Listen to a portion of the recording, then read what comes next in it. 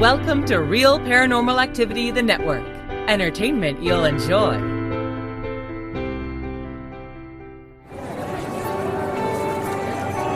You are listening to an RPA production, where people gather.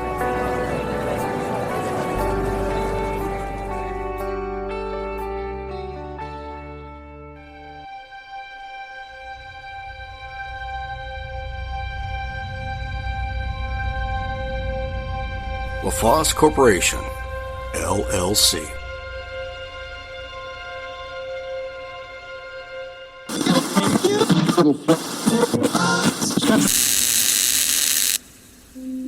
You're taught to think in a certain way and interpret things around you.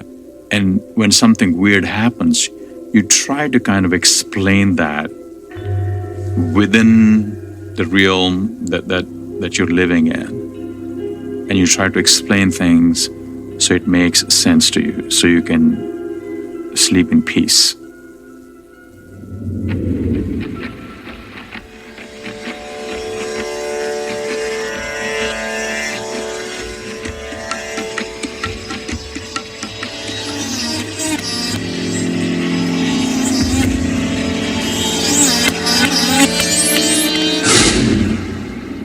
I grew up in Karachi. That's where I was born and raised.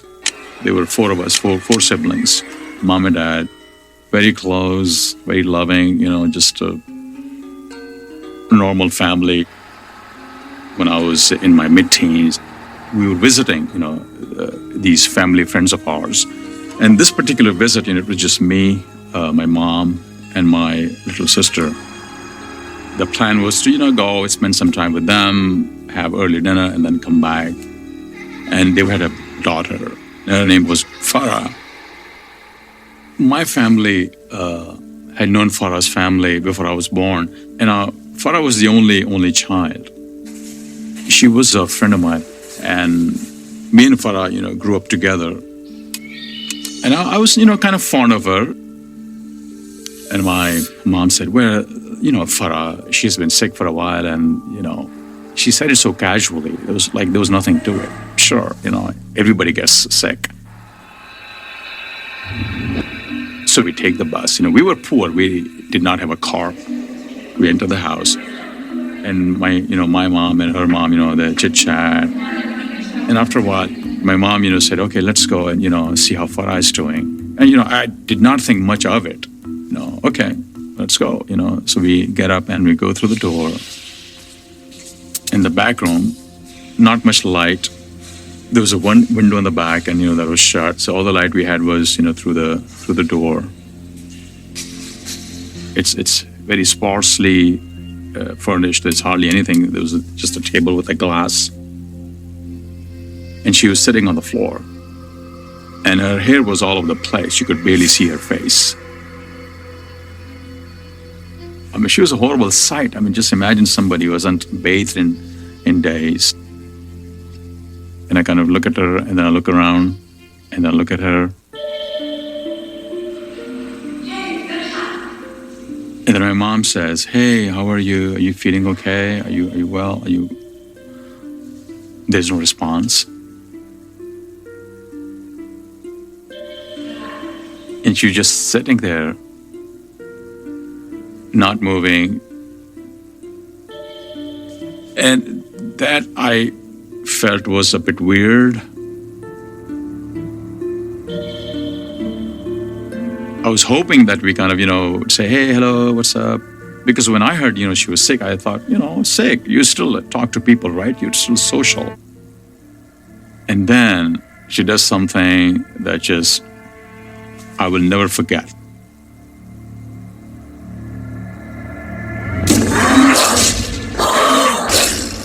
She goes into this frenzied motion.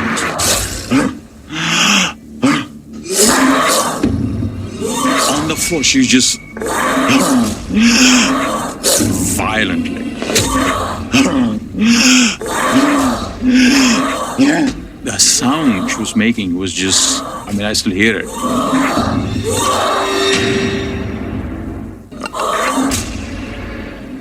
And after, 2-3 minutes, she stops. just stops, looks straight, and she's looking at me. And I try to avoid, eye contact because I'm nervous. And I take my eyes go like this towards the table, and there's a glass. And all of a sudden, it moves. And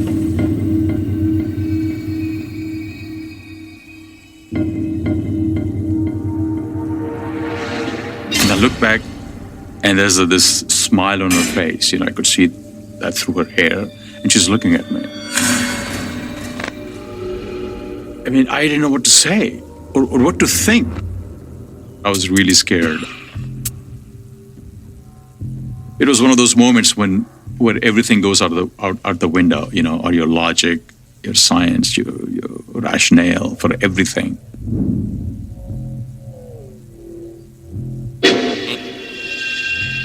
And I felt so uncomfortable. I left the room. I walked out, and my sister and mom, followed.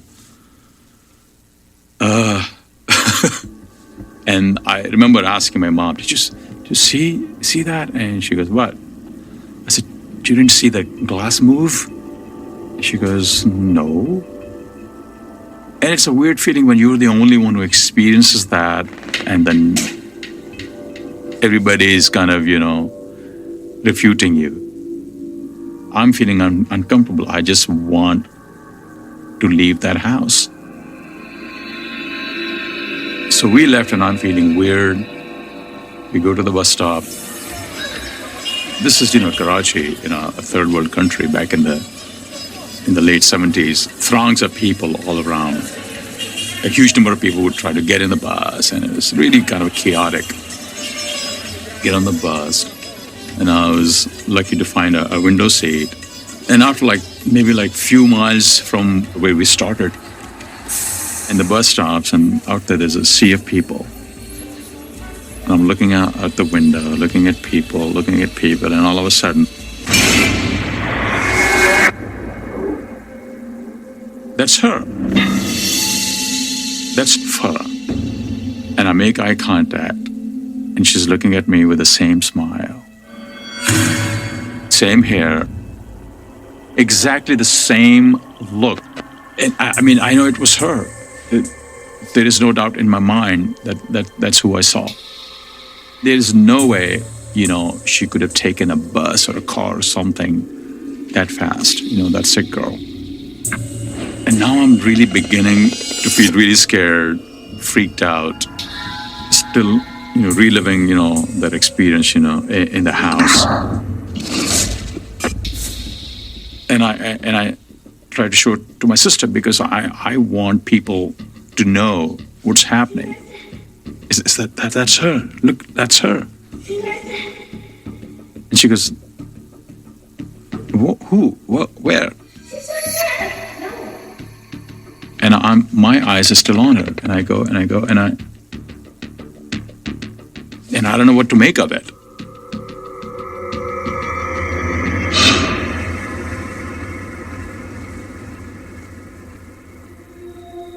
So we go home in the middle of the night when I'm sleeping with my sister. We were two beds on the floor. In the middle of the night, I wake up. And I have this, strange feeling. And I open my eyes.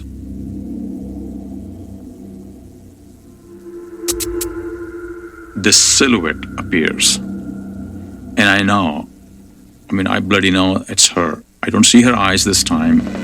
Same hair. And she's still. But there's this strange energy about her, that kind of, fills up the whole room. And before I can think anything, like a gush of wind, she's just on top of me. This beam with incredible, physical power. And she was so heavy on top of me. in complete control of me, physically speaking, and me trying to, wrestle myself out of it. And then her right hand pushes my chin all the way back, and I can't utter a sound. How do you deal with that? How do you deal with that? What do you do? She's so heavy. And of course, she's a girl, she's about 5'4", maybe. And she's this being with incredible, physical power. I just fought her. And it's like getting control of yourself just seems to take so long. And then she's gone. I regained the control. And I was trying to, of course, scream or say something, and it came out as this. And it was so loud. It was so loud that my mom wakes up and she comes running, to our room, and she goes, "Who's that? Oh, Iqbal. Are you okay?" And I said, I don't know. That's all I could say. I don't know. And they said, "Oh, go back to sleep." My mom, tucks me back in. And she leaves me, and I try to go back to sleep, just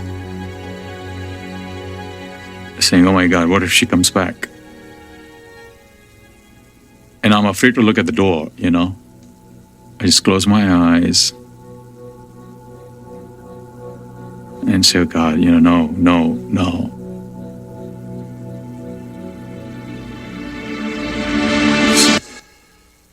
In the morning, at breakfast, right before, we all, leave for school, I tell my mom, that I saw her, and she goes,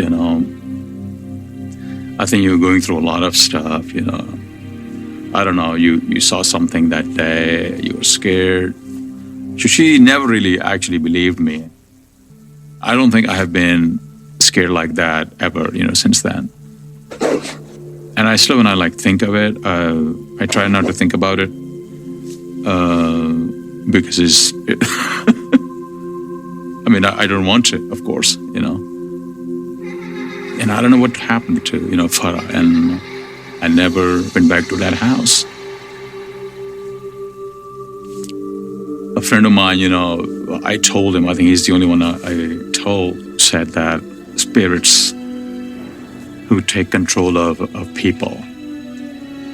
And that spirit, saw me as a home, and she wanted to take control of me, but she could not, because I turned out to be somebody who could not be controlled.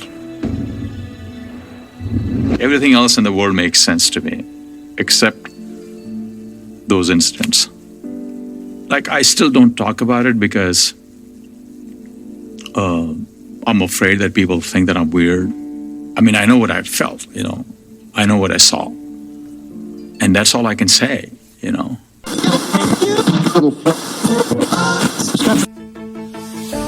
call me by my name. All of this is time. Hi, this is Shannon in Abu Dhabi, and you are listening to RPA, Real Paranormal Activity, with my good friend, Aaron Hunter. All of this is temporary. Hey guys, Aaron here, and it is Monday, January 29th, 2024, episode 313. How's everyone out there around the world doing? And man, always glad to be back in the hot seat. As far as announcements are concerned, man, all last week it was warm.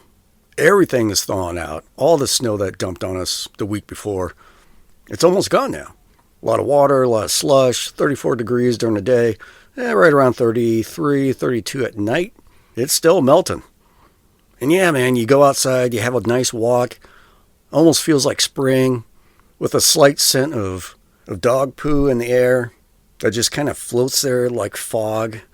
Yeah, you're walking through all that. Yeah. You guys in large cities, you guys know what I'm talking about. Whenever the first thaw comes around, yeah, It starts to stink around here. And also, well, tomorrow, Tuesday, a new episode of Aaron's Horror Show with Mr. Aaron Frale will be out. And also this Wednesday, Terry's Mysterious Moments with Terry from Texas. Not sure, haven't heard from him yet, but we'll find out by Wednesday if he has a new episode or not. So look out for that.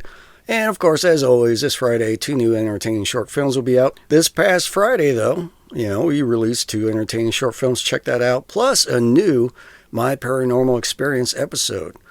So go to realparanormalactivity.com, watch it there, or use the RPA app. It's free. And that is it. Short and sweet. We're going to do more listener stories as usual. And as far as you people out there around the world, if you have your own experience you want to share, just send it to Aaron, A-A-R-O-N, at realparanormalactivity.com, and I'll read it off on a future episode. So let's get this show on the road. Oh yeah, man. You guys know what that means. Come on, say it with me. Say it with me. That's right, to the story then. Follow me right this way. No pushing, no shoving, and the fires are still blazing. Nice and toasty in here. You guys know the deal. Grab a beanbag over there in the corner, find an empty spot on the floor, and as you guys are doing that, get behind my desk here as usual. Oh yeah. And I printed off Britt's packet and see what story she has picked out for us today.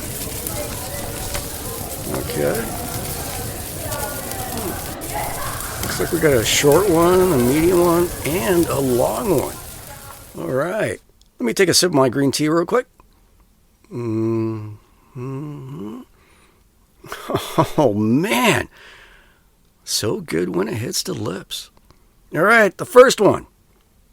This one is by Forever, and it's titled Grandmother's House. Okay, Forever. Let's see what you got, man. This is my first story, and it didn't even happen at my house. I love going to my grandmother's house. It feels like my second home. But I'm positive it's haunted. This story happened before I was born, but my dad told me all about it. It was Christmas, and my dad was home alone at my grandmother's house. Everyone else, my mom, grandfather, and grandmother, were at church. My aunt was running late. She's always running late. Always. But anyway, my dad was watching TV in the back room. Just to be clear, if you're in the back room of my grandmother's house, you have to go down a hallway. Turn left, go down a little, and then turn right to get to the steps. That's the back room. And then there was the living room and front door. So my dad was just watching TV when he heard someone or something run up the steps. He thought it was just my aunt getting something, so he called out, "Hey, Lizzie, I'm in the back room." No response. My dad shrugged and thought that maybe Lizzie didn't hear him. But after about 10 minutes, she still hadn't come down. He went to the bottom of the steps and yelled up that he was here. And still, no response. Later, when everyone was home, he asked Lizzie if she was at the house. She claimed that she wasn't. She said she went right to church, never even passing the house. But my dad knew he heard someone run up the stairs. And it was loud, like footsteps, not normal house noises. Then, something happened to me. I was at my grandmother's house for a sleepover. My grandmother and grandfather were at church, but my aunt was watching me, and my sister and cousin. They left early, and it wasn't until later that we learned my grandfather went to church too. But we heard heavy footsteps upstairs. We thought it was just my grandfather. Later, when they came home, my aunt gasped and asked, "You weren't upstairs. Who was upstairs?" Now, you may see a pattern. The owners of the house weren't there when it happened. They were at church. It was all upstairs, or going upstairs. And it sounded like someone, but turned out not to be. My grandparents just laughed and said, "Yeah, it's a ghost." Or in other words, it has happened before. Love the stories. And man, that's from Forever. Forever, thank you very much for sharing. I loved it. Yeah, we get this all the time. You know, you think it might be another family member in the house, but it turns out they're not there. And of course, when you question the family member, they say, yeah, we weren't even near the house in this case. And it sounds like your grandparents are, at the end here, they just joked around about it, but yeah, you're probably right. They've been living there for a long time, right? And they're probably used to that sort of thing, which that's not unusual either. A lot of people, they're kind of surprised at first, right? Scared. They're wondering, what's going on? What's all these noises? Then as time goes on, they figure it out and they just leave it alone, whatever it might be, because it's not bothering them, right? In this case, it's, footsteps upstairs or footsteps going up the stairs, and that's about it from what you mentioned. So, yeah, we get these all the time. Yeah, forever. Thank you very much for sharing. It's a great story. Yeah, this stuff's pretty rare, guys. When it happened to me, that's the first thing. I was running around trying to debunk things. When I finally figured out, okay, this is getting a little bit too noisy, right? At the farmhouse. That's when you get spooked. And then you just got to figure out, well, what do I do now? What's going on? Yeah, fun times. All right, what's next? What do we got? This one is by Aaron, and it's titled Whispers. Okay, Aaron, see what you got, man. A couple of years ago, I had moved out of my parents' house to go to college, but I still came home on the weekends to visit them and would usually stay overnight.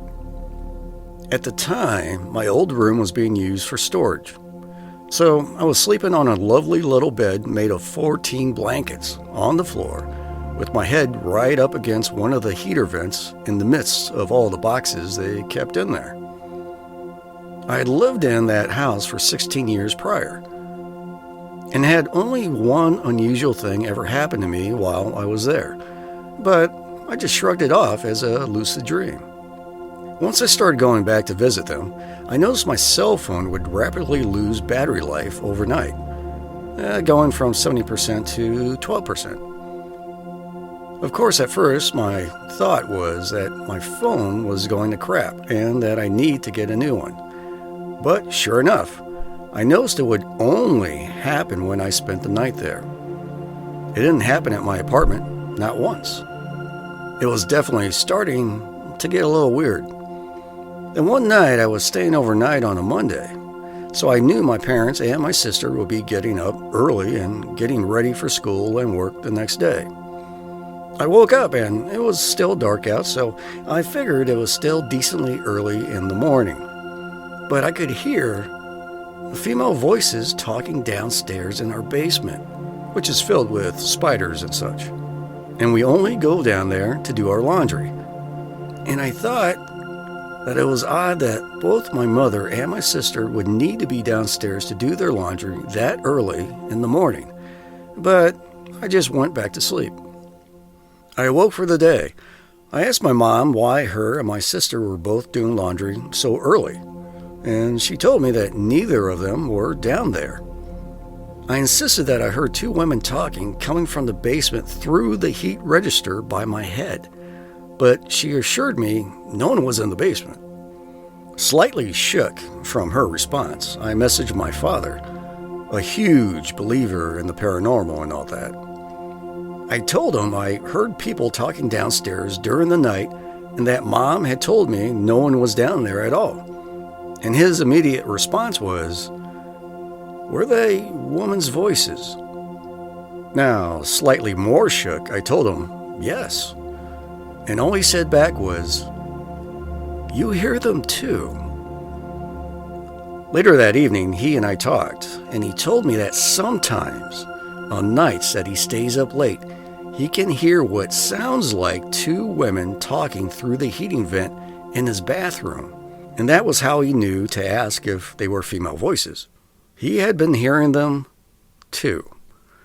Thank you for reading. And man, that's from Aaron. Aaron, thank you very much for sharing. Great story, kind of creepy. But yeah, again, just like the last story, If they're just kind of hanging out in the basement, not really doing much, you can leave them alone.